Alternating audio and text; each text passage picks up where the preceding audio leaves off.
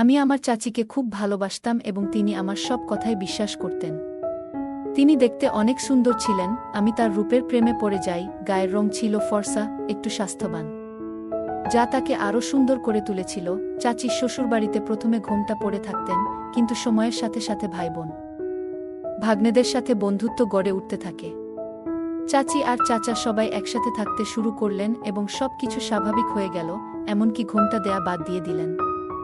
আমার চাচি যখন বিয়ে করে বাড়ি এলো, তখন আমি তাকে আমার চাচির মতো ভাবতাম, কারণ তার সাথে আমার বয়সের পার্থক্য খুব বেশি ছিল না। নতুন কেউ বাড়িতে এলে সে খুশি হতো, উত্তেজিত হতো এবং তার সাথে আরও কথা বলত। পুরো বাড়িটাও সে সুন্দর করে তুলত এবং তার কথা বলার মধ্যে একটি বিশেষ আকর্ষণ ছিল। সে রান্নাঘরে দাঁড়িয়ে কাজ করছিল, আর যখনই সে কিছু চাইত আমি তা এনে দিতাম।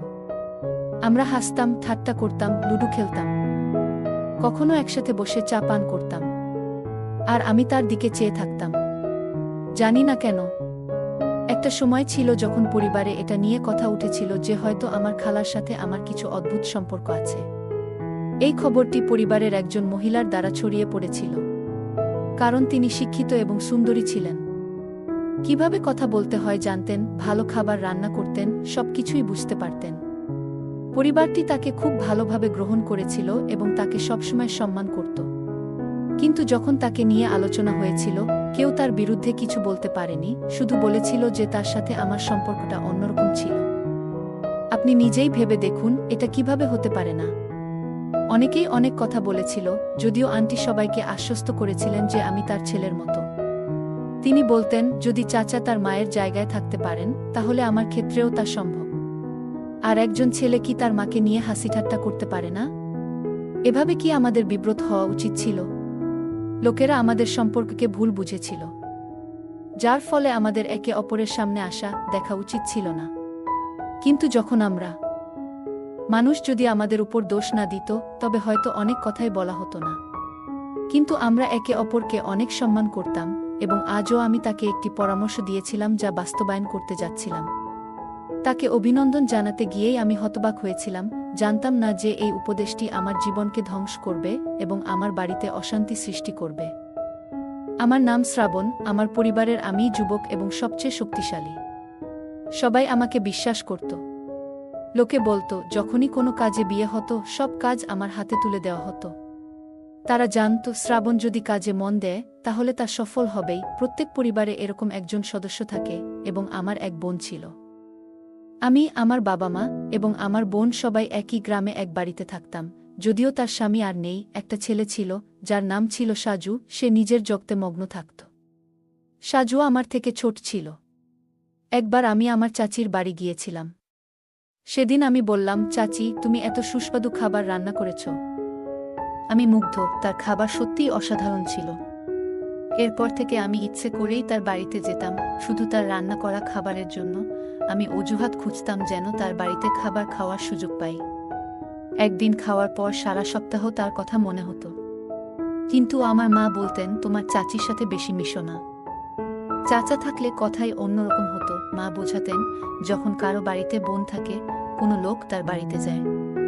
কিন্তু তোমার চাচা নেই, তার স্ত্রী আর ছেলের সাথে তোমার সম্পর্ক কি?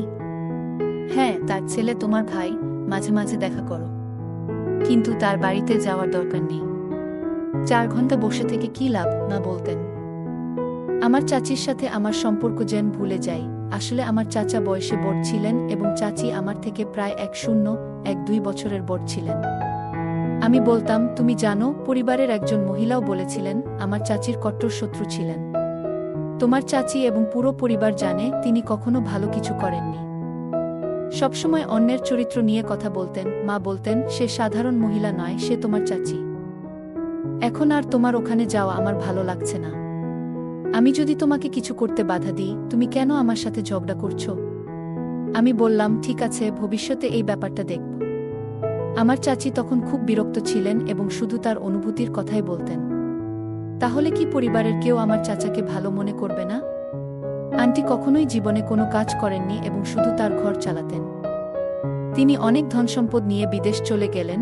সবাইকে বললেন যে সেখানে গিয়ে ব্যবসায় টাকা বিনিয়োগ করবেন এবং সবার টাকা দ্বিগুণ হবে। কিন্তু সেখানে যাওয়ার পর সেই টাকাও নষ্ট হয়ে গেল। ফিরে আসার পর লোকে জিজ্ঞেস করল কি হলো। এরপর তিনি মারা গেলেন।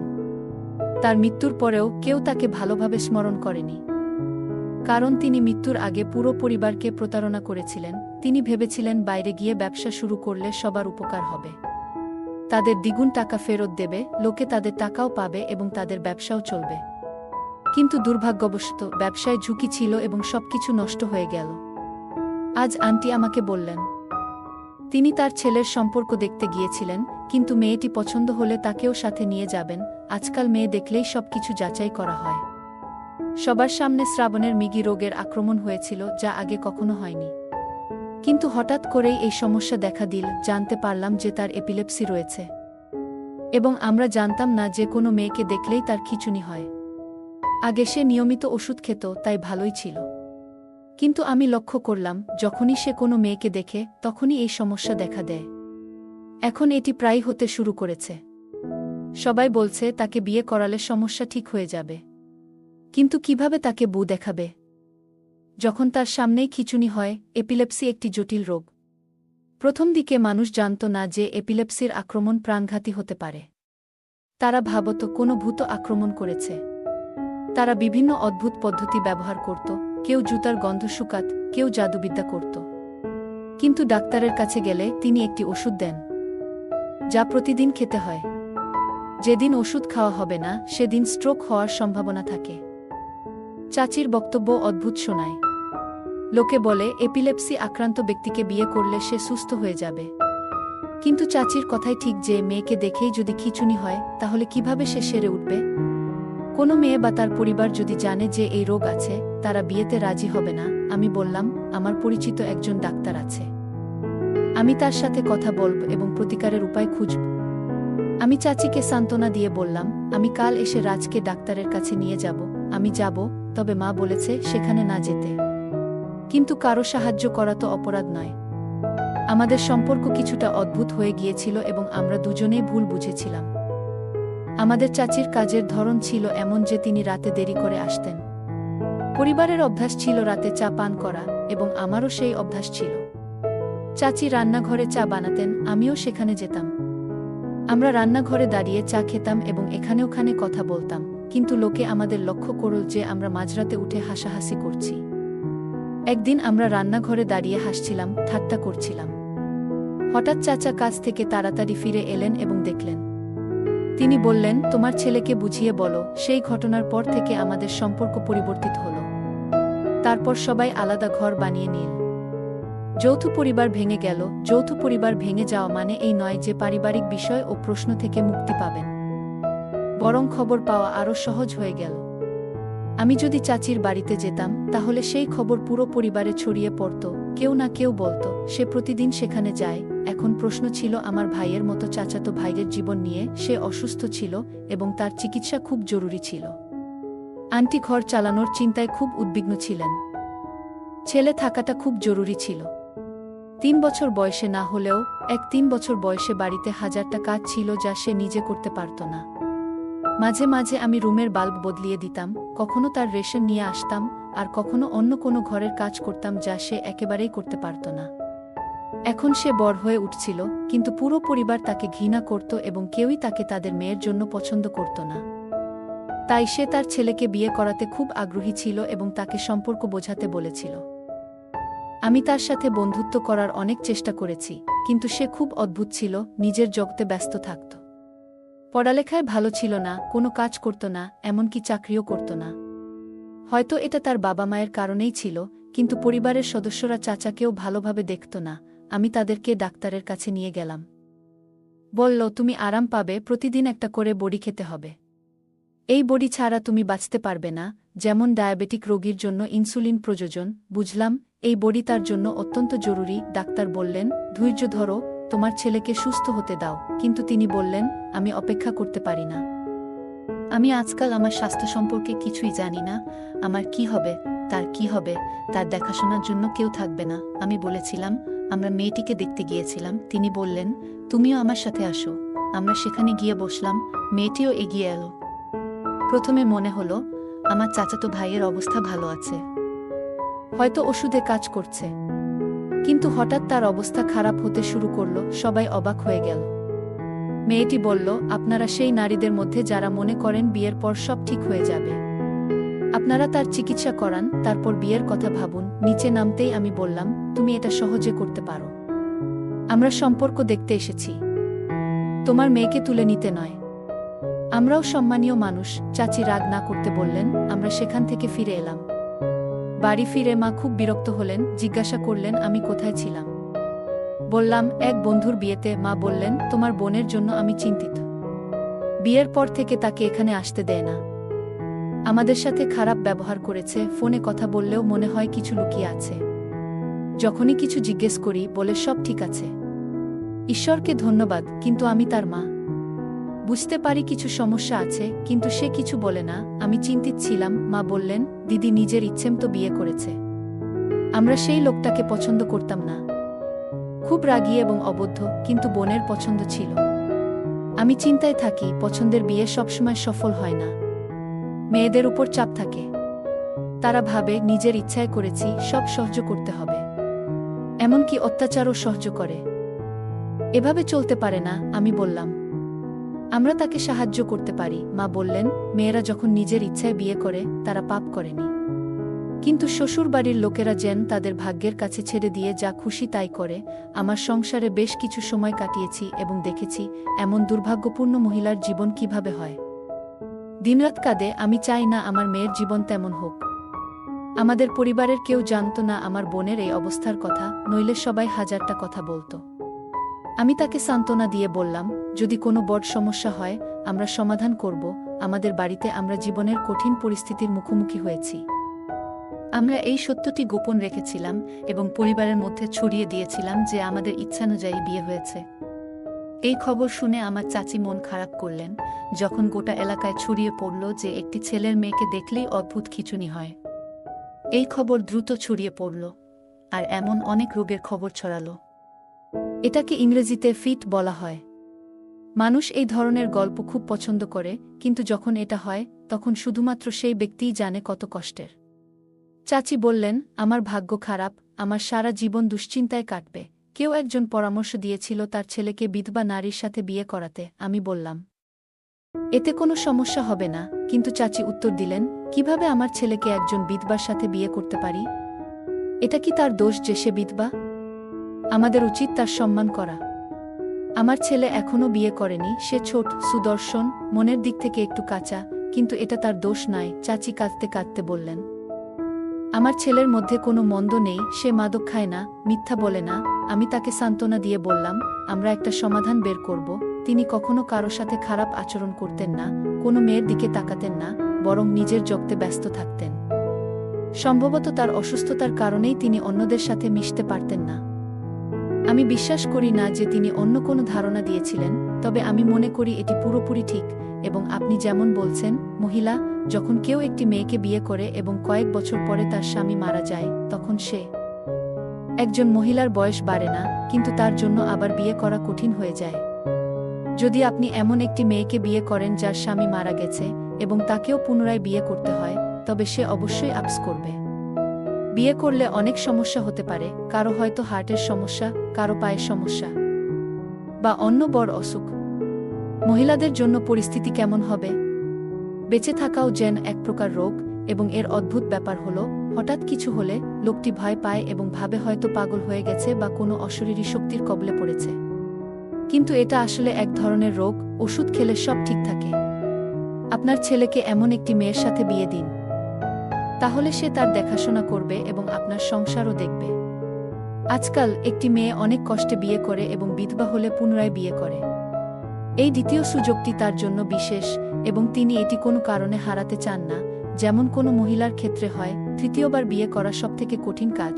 তাই যদি কেউ জানে যে তার সঙ্গীর স্ট্রোক হয়েছে, তাহলেও তার অসহায়ত্বের সুযোগ নিয়ে বাঁচা কঠিন।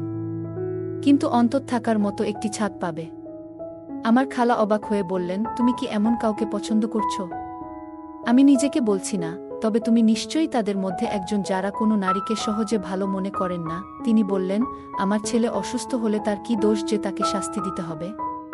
একজন মহিলার স্বামী মারা গেলে সেই মহিলার কি দোষ? আমার খালা রাগান্বিত হয়ে বললেন, তুমি ঠিক বলছো, কিন্তু আমার মন কিছুতেই মানতে চাইছে না। আমি কয়েকদিনের জন্য শহরে যেতে চাই, তাকে সাথে নিয়ে যাচ্ছি। সেখানে গিয়ে ভাবব কি করব। মেয়েটি বলল, নিজের খেয়াল রেখো। তুমি আমাকে অনেক সমর্থন করেছ, যদিও আমি জানতাম তোমার মা এটা পছন্দ করবে না। তিনি অবশ্যই তোমাকে বাধা দেবেন। আমি তোমার মায়ের সাথে কোনো খারাপ সম্পর্ক রাখিনি, শুধু যে আমি তার থেকে বেশি সুন্দরী, তাই তিনি আমার সাথে ঝগড়া করতেন। এটা মেয়েদের স্বভাব। তুমি এটা বুঝতে পারবে না, এটা তোমার দোষ নয়। মাঝে মাঝে আমরা মনে করি আমাদের সম্পর্কের ঘৃণা করার অধিকার আছে। শাশুড়ির মতো তিনি কখনোই পুত্রবধূর সাথে ভালো ব্যবহার করতে পারেন না, কারণ তিনি সমাজের সবকিছু দেখেছেন এবং এটিকে তার কর্তব্য বলে মনে করেন। আমার খালা বললেন, তুমি নিজের যত্ন নাও এবং আমি কিছুদিন থাকতে চাই। তুমি একটু বিশ্রাম পাবে। আজকাল তিনি বললেন, তুমি খুব ভালো থাকো। আমার যদি একটি মেয়ে থাকত, আমি অবশ্যই তাকে বিয়ে করতাম। তিনি হাসলেন এবং বললেন, তাহলে যদি তোমার একটি মেয়ে থাকত, আমি সকালেই শহরে চলে যাব। ওর ছেলের বিয়ে শুনে আমি খুব খুশি হলাম এবং বললাম, দেখ, আমি আমার ছেলের বিয়ে দিয়েছি আর তোকে বলিনি। বিয়েটা হয়তো খুব তাড়াতাড়ি হয়ে গেছে, কিন্তু খুশির ব্যাপার হলো আমি আমার চাচিকে দেখতে শহরে যাচ্ছি। তুমিও আমার সাথে আসবে। দেখি কার ভাগ্য বিগড়েছে, আমার মাকে অনেক কিছু বলতে পারিনি। একই শহরে যেখানে আমার বোনের বিয়ে হয়েছিল, তাই হয়তো আমার মা যেতে প্রস্তুত ছিলেন, যদিও আমাদের তার বাড়িতে যেতে দেওয়া হয়নি। আমার শালক বলেছিলেন যে আমাদের বাড়িতে কেউ আসবে না, কিন্তু আমার মায়ের মনে একটি ইচ্ছা ছিল যে আমরা হয়তো দেখা করতে পারি। কৌতূহল একজনকে এমন কিছু করতে বাধ্য করে যা আমার মাকে কোনো রাতে বিয়ে করতে পারে না বা তার বউয়ের সাথে দেখা করতে আসতেন। কিন্তু মেয়েটা কেমন আছে, তাই তিনি যেতে রাজি হলেন। ওই শহরে আমার মামার বাড়িটি দেখে মনে হল বিয়েটা হয়েছে। আমরা ভিতরে ঢুকলাম এবং তারা আমাদের বসার ঘরে বসিয়ে দিল। এই চাচি আসার পর তাকে খুব সুন্দর এবং খুশি দেখাচ্ছিল। আমি তাকে অভিনন্দন জানালাম এবং মাও বললেন, আসুন, আমাদের ছেলের বিয়ে হয়েছে। এখন ভগবান ভবিষ্যতের মঙ্গল করুন। আমি আন্টিকে অভিনন্দন জানালাম এবং বললাম, যখন আপনি আমাকে আমার বোন এবং তার স্বামীকে পরিচয় করিয়ে দিলেন, আমরা দুজনেই হতবাক হয়ে গেলাম। কারণ আমরা জানতাম না। আমরা জিজ্ঞেস করলাম, এসব কি হচ্ছে? এটা কিভাবে হতে পারে যখন আমাদের চাচি বলেছিলেন যে আপনার বোনের স্বামী মারা গেছেন? কিন্তু তার শ্বশুর বাড়ি তাকে কাজে লাগাতে রেখে দিয়েছে। আমি বিষয়টি জানতে পেরে তাকে সাহায্য করার কথা ভাবলাম। তিনি বললেন, এ বিষয়ে কাউকে বলবেন না, তারা খুব বিপজ্জনক।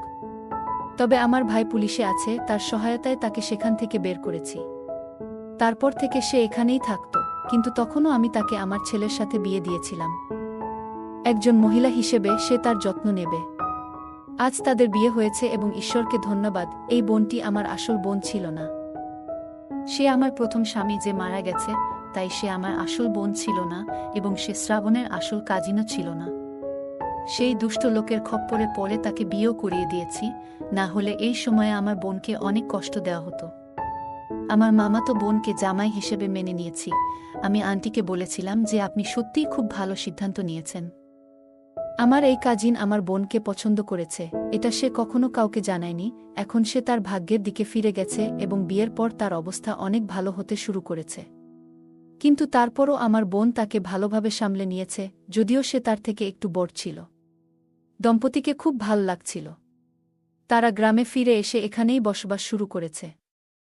খারাপ অবস্থায় ছিল, এই 2 বছর খুব কষ্টে কাটিয়েছে, কিন্তু এখন তারা ভালো আছে। তার স্বামী এক দুর্ঘটনায় মারা যায় এবং এরপর তার শ্বশুরবাড়ির লোকেরা তাকে আরও একা করে তোলে। তবে তার ভাগ্য ভালো ছিল যে তার চাচি তাকে সেখান থেকে উদ্ধার করে। এখন সে বলতো, আমি সুখী এবং আমার জীবনে কোনো অভিযোগ নেই। সে বলতো, যখন থেকে আমি শ্রাবণ এর সাথে বিয়ে করেছি, তখন থেকেই মনে হচ্ছে আমি সঠিক কাজ করেছি। আল্লাহ আমাকে ক্ষমা করেছেন এবং আমি এখন খুব খুশি। আশা করি শ্রাবণও খুশি হবে। গল্পটা কেমন লাগলো জানাতে ভুলবে না। আরও মজার মজার রোমান্টিক গল্প শুনতে চাইলে ভিডিওটি লাইক, শেয়ার এবং চ্যানেলটি সাবস্ক্রাইব করতে এবং বেল আইকনটি ক্লিক করতে ভুলবে না। ধন্যবাদ।